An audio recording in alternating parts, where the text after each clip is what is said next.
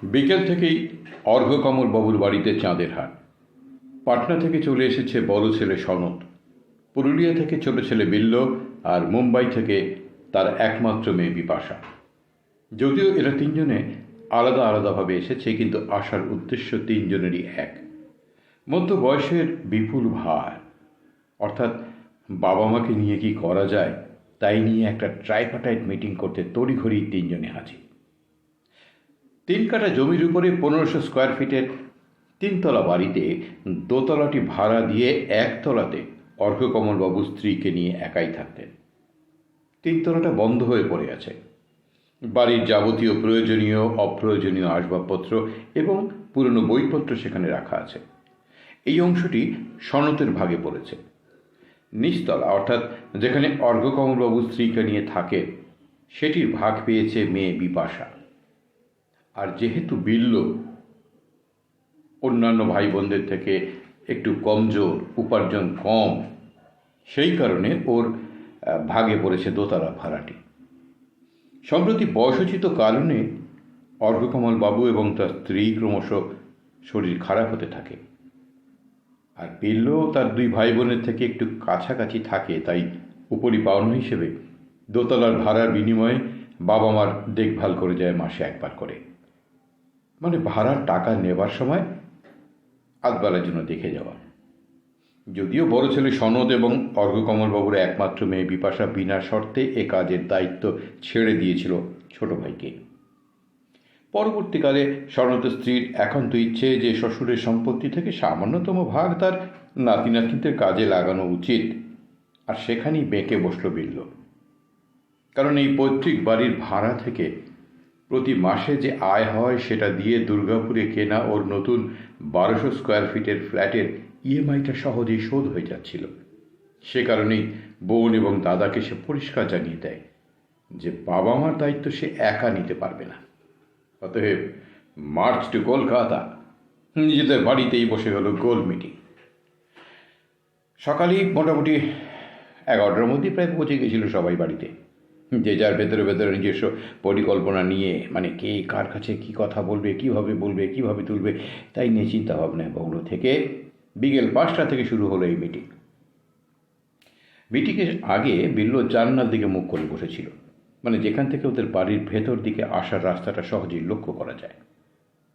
সকালবেলায় যখন ও দোকানে সিগারেট আনতে গিয়েছিল, তখন পাশের বাড়ির পাঁচু কাকু অতি উৎসাহী হয়ে এই 3 ভাই বোনের আশা নিয়ে প্রশ্ন করছিলেন।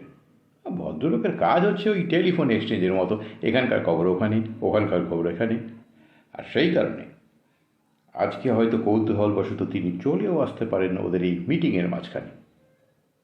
কিন্তু আজকের সিদ্ধান্ত যাতে বাইরে কারো কাছে পৌঁছে না যায়, তার জন্য এই সামান্য গোয়েন্দাগিরি করার দায়িত্ব নিজে তুলে নিয়েছিল বিল্ল।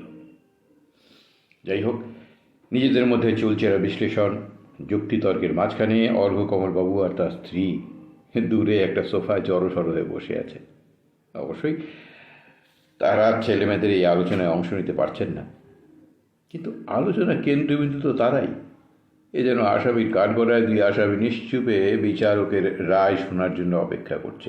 অবশ্যই এখানে বিচারক একজন নন, 3 জন। যুক্তি, পাল্টা যুক্তি, বিতর্ক সব কিছু চলছে 3 ভাই বোনের মধ্যে। আলোচনার মাঝখানে সনদ উত্তেজিত হয়ে বলল, আহা, তোরা বুঝতে পারছিস না কেন যে পাটনাতে মেডিকেল সিস্টেমটা একেবারেই কলকাতার মতো নয়? বড় ভাইয়ের কথাটা বিপাশা এবং বিল্লুর পছন্দ হয়নি, সেটা ওদের মুখ দেখলেই বোঝা যাবে।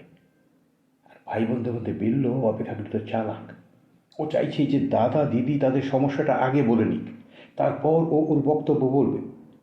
আর মনে মনে বিপাশাও যে একটা পরিকল্পনা করছে না, সেটা ওর এক মনে ঠোঁট কামড়ানো দেখে পরিষ্কার বোঝা যাচ্ছে।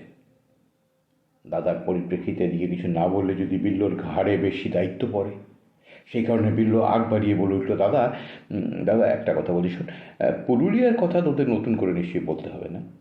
যেমন তার চিকিৎসা ব্যবস্থা, তেমন তার যাতায়াত পরিবহন। তবে হ্যাঁ, এটা ঠিক যে আমার এখানে টাটকা বেশ শাকসবজি পাওয়া যায়। আদিবাসীরা কিছু পুরনো পুকুরের এই মাছ টাছও বিক্রি করতে নিয়ে আসে। কিন্তু সমস্যা হচ্ছে আমার ছেলেটা একেবারে মা নেওটা। সে কারণেই ওরা গিয়ে ওই শ্বশুরের ফ্ল্যাটে থাকছে। আমার তো কিছু করার নেই, চাকরিটা তো করতেই হবে। তাই নিজেই একটু ওই ভাত ফুটিয়ে খাই। অসহিষ্ণু হয়ে বিপাশা বলে উঠল, তার মানে তোরা বলতে চাস যাবতীয় সুবিধা শুধু মুম্বাইতে? শোন দাদা, বিল্ল তুইও শোন, আমাদের এই 3 তলার ফ্ল্যাটে আমরা 3 ভাই বোনই কিন্তু একটা করে ফ্লোর নিয়েছি, অর্থাৎ সমান সমান ভাগ। তাহলে এক্ষেত্রে যে যার দায়িত্ব কেন এড়িয়ে যাচ্ছিস? আলোচনার সমাধানের জন্য না হয়ে একটা ঝগড়ায় পরিণত হওয়ার আগেই রাশ ধরল সনদ। দাঁড়া দাঁড়া দাঁড়া দাঁড়া, দেখ, আমরা তো এখানে নিজেদের সমস্যা আলোচনা করতে আসিনি, এসেছি সমস্যাটা ভাগ করে নিতে। ওদের কথাবার্তার মাঝে অর্ককমল আর বেলারানি পরস্পরের দিকে ফ্যাল ফ্যাল করে দৃষ্টি বিনিময় করতে থাকলো। সময় তাদের ছেলে মেয়েদের এমন এক বিড়ম্বনার মধ্যে ফেলে দিয়েছে যেখানে তারা ইচ্ছে করলেও সমাধানের পথ বাতলে দিতে পারছে না। অথচ মধ্যবয়সী অর্ককমল ছেলে মেয়েদের একমাত্র ভরসা ছিল। তবে আজকের বিষয়টা তার বেশ মজাও লাগছে। এমন যেন ভাব এবারে দায় পড়েছে বাচাদণ্ডের। বিপাশা অপেক্ষাকৃত নমনীয় হয়ে বলল, তুই বল দাদা, ব্যাপারটা কিভাবে সমাধান চাইছিস? এদিকে বর্দার পরিকল্পনাটা কি সেটা বোঝার জন্য আপ্রাণ চেষ্টা করছে বিল্লু। কারণ কোনো কিছুর বিনিময়তেই ও পুরো দায়িত্ব নেবে না, তাতে যা হয় হবে। ভাগের বাড়িতে ভাড়া বসিয়ে আমদানির পয়সাতে নতুন ফ্ল্যাটের ইএমআই দিয়ে চলেছে। তাই খুব সতর্ক হয়ে দাদার কথায় মন দিল। সনদ ধীরে ধীরে বলল, একটা জিনিস ভেবে দেখ, আমরা এখানে সমস্যা বাড়াতে আসিনি, একটা সফল সমাধান করার জন্যই আমরা এখানে এসেছি। আচ্ছা, বছরের 12টি মাসে যদি আমরা আলাদা আলাদা করে বাবা মাকে নিয়ে রাখি, সেটা কেমন হয় বলতো? বেশ কিছুক্ষণ এপারে 3টি প্রাণী অর্থাৎ 3 ভাই বোন অন্যদিকে কিং কর্তব্য বিমূঢ় হয়ে 2 পুরোপুরি নিজেদের অজানা ভবিষ্যতের কথা ছেলে মেয়েদের মুখ থেকে শোনার জন্য অপেক্ষা করতে থাকলো।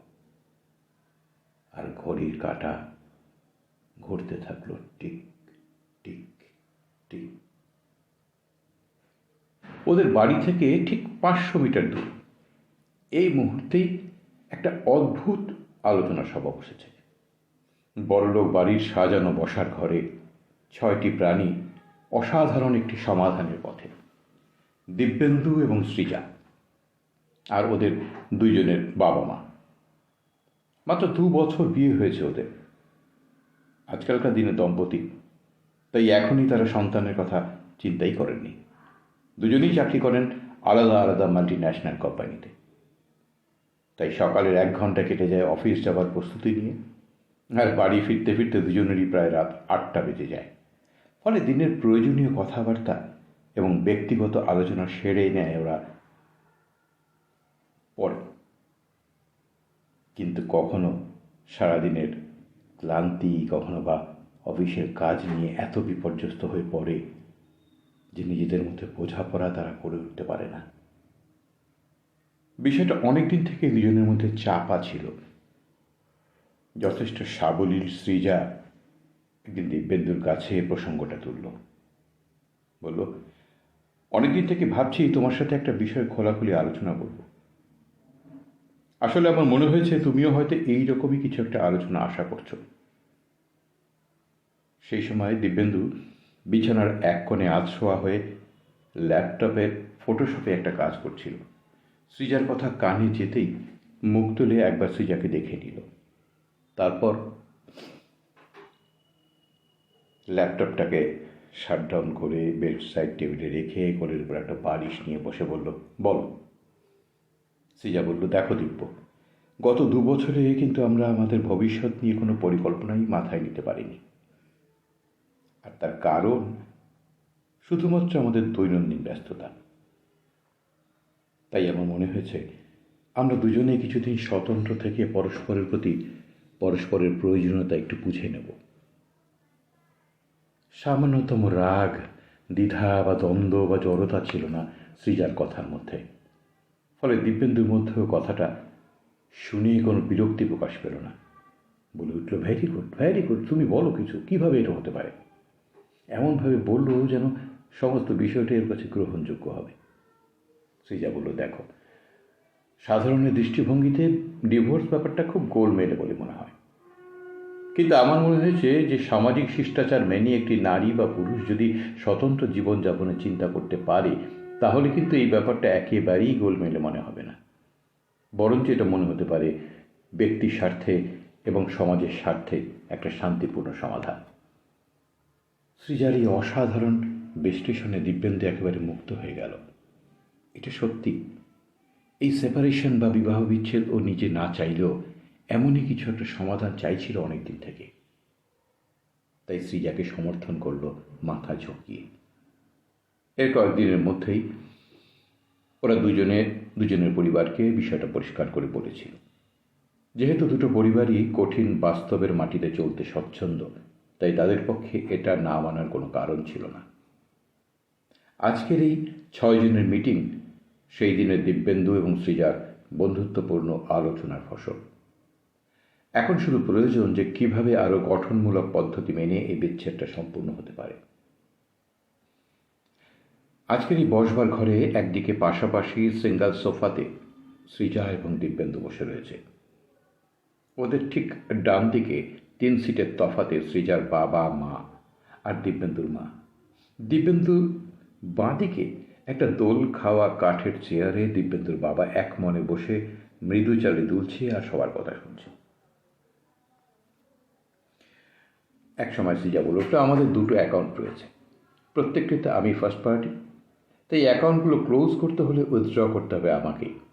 আমি এর মধ্যে দুটো ক্লোজ করে দেবো, তুমি শুধু তোমার কত টাকা ওখানে ছিল সেটা হিসেব করে আমাকে জানিয়ে দাও, তাহলে আমি আমার অ্যাকাউন্ট থেকে তোমার এই অ্যাকাউন্টে সমস্তগুলো ট্রান্সফার করে দেবো। খুব স্বাভাবিকভাবে সৃজাকে উদ্দেশ্য করে যেন দিব্যেন্দু বলল, যেন বহুদিনের চেনা দুটি মানুষ নিজেদের মধ্যে মত বিনিময় করছে, অথবা এটাও বলা যেতে পারে দুজন পথ চলতি মানুষ তাদের মতামত বিনিময় করছে। এবার কিছু সময় যেন সৃজাকে ভাবতে হচ্ছে। অন্যদিকে সোফায় বসা 3 জন অবাক বিস্ময়ে যাদের সন্তানদের দিকে তাকিয়ে ভাবছে, এটা কত অসাধারণভাবে কঠিন বিষয়বস্তুর সমাধান করতে পারে, যার জন্য মানুষ বছরের পর বছর কোর্ট কাছারিতে যাতায়াত করতে করতে বিরক্ত এবং রাগের সর্বস্তরে পৌঁছে যায়। ওরা কিন্তু সে পথে হাঁটেনি। ঘরের এক কোণে বসা আরেক বৃদ্ধ তখন স্মৃতির অতলে ডুব দিয়েছে। শ্রোতা বন্ধুরা, আমাদের এই গল্পের পরবর্তী অংশ আমরা খুব শীঘ্রই আপনাদের কাছে হাজির করব। তবে অবশ্যই আমরা আশা করব যে এই গল্পের বিষয়বস্তু আপনাদের কেমন লাগলো অবশ্যই আমাদের কমেন্ট বক্সে লিখে জানাবেন। আবার দেখা হচ্ছে কিছুদিনের মধ্যেই। সবাই ভালো থাকবেন।